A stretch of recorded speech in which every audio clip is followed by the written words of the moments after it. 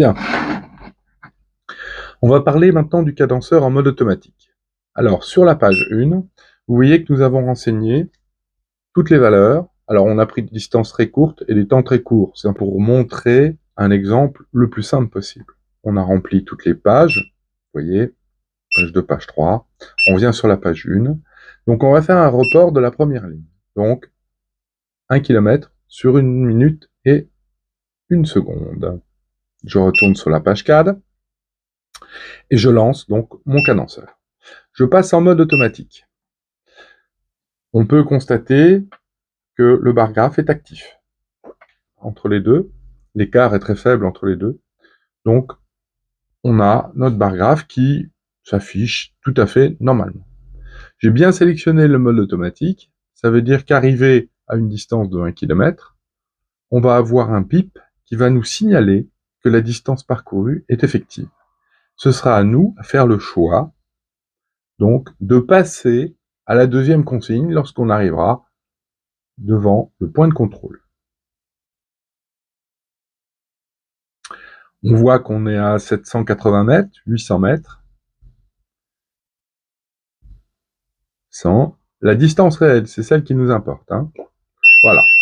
On a eu un coup de klaxon qui nous informe qu'on est bien passé donc au point de contrôle. Donc cette fois-ci, je fais Start, et à ce moment-là, j'ai la deuxième consigne qui passe dans l'affichage avec ces nouvelles valeurs, ainsi que l'ensemble des distances qui s'affichent. Alors bien sûr, quand on va arriver à 1 km 1, on va avoir de nouveau le klaxon qui va se mettre en route et on pourra passer à la consigne suivante.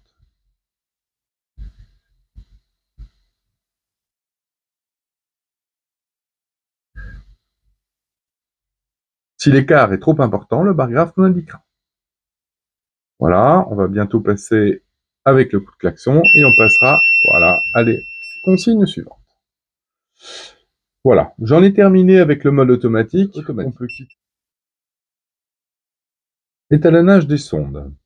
Ici, on a la sonde 1. On voit qu'on a fait le choix, donc, d'un étalonnage de 581 points. Mais on aurait pu aussi lancer une calibration et avoir ce chiffre-là qui apparaît. Alors, je vais le faire, donc. Donc, je me mets au point de départ. J'essaye de positionner ma voiture pile poil sur la sonde. Effectivement, elle est à 1 ici, donc tout va bien. Je sélectionne On. Je vois que ma valeur de calibration passe à 0 et je commence à rouler. Et je vais faire mon kilomètre. Cette fois-ci, on ne compte pas des distances, on compte des points. Un nombre de points sur la sonde. Donc je roule tranquillement. Voilà, je suis à 350.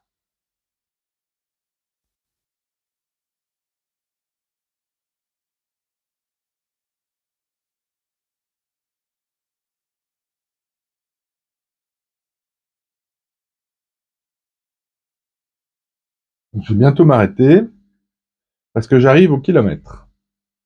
Voilà, je suis tout près de mon kilomètre. Voilà. J'essaye d'arrêter sur la sonde, c'est l'idéal. C'est pas toujours possible. Voilà, 592 points. Le fait de le remettre en off, il va sauvegarder cette valeur.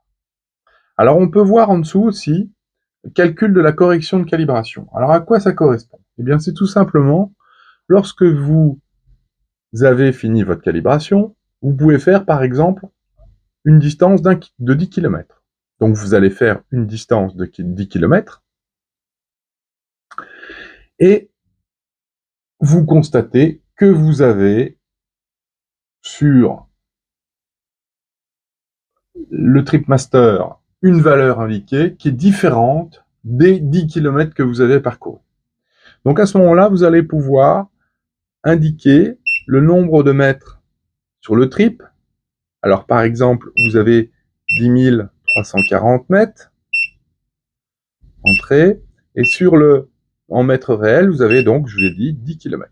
Donc 10 000 mètres. Voilà. Et il vous dit qu'en fait, votre nouvelle calibration, c'est de 612 points.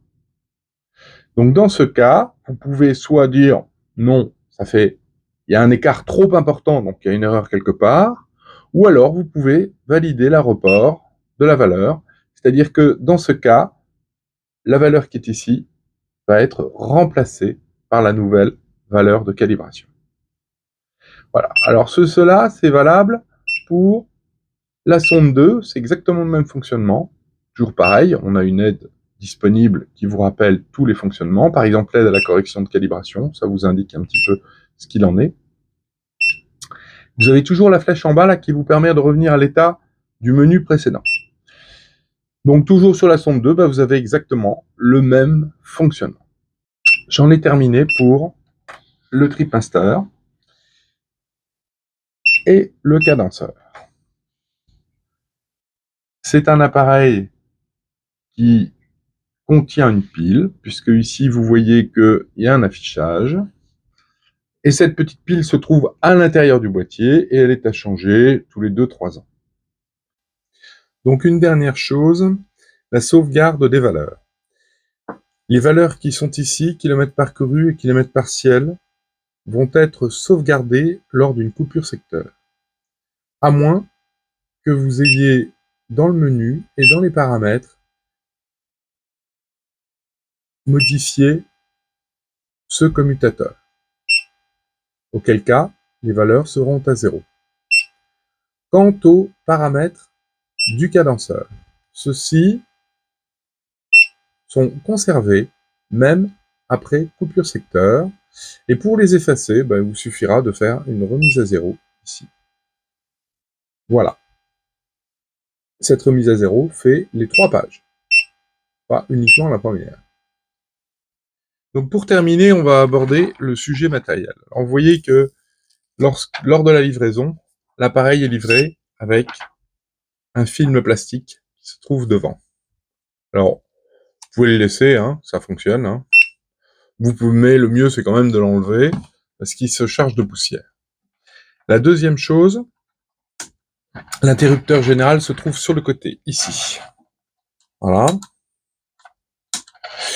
Derrière, vous avez ici un petit potentiomètre, qui se trouve ici. Voilà.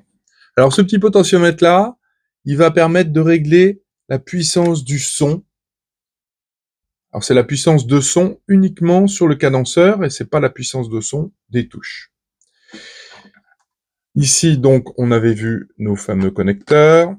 On a vu que tous ces connecteurs-là pouvaient s'enlever sans difficulté. Bon, je les enlève par facilité, hein, c'est tout, c'est juste pour vous montrer.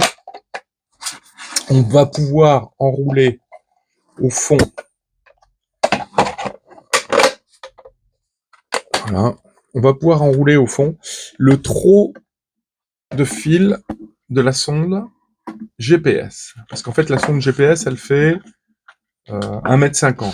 Donc, on peut la mettre sur une toiture, par exemple, de voiture, mais la plupart du temps, ça fonctionne relativement bien sous le pare-brise. Donc, on peut, tout au fond, là, enrouler le câble. C'est pour ça qu'on a laissé un espace assez important. Donc, sur le support, on va avoir des petites plaquettes qu'on va pouvoir coller ici. Ce sont des plaquettes magnétiques.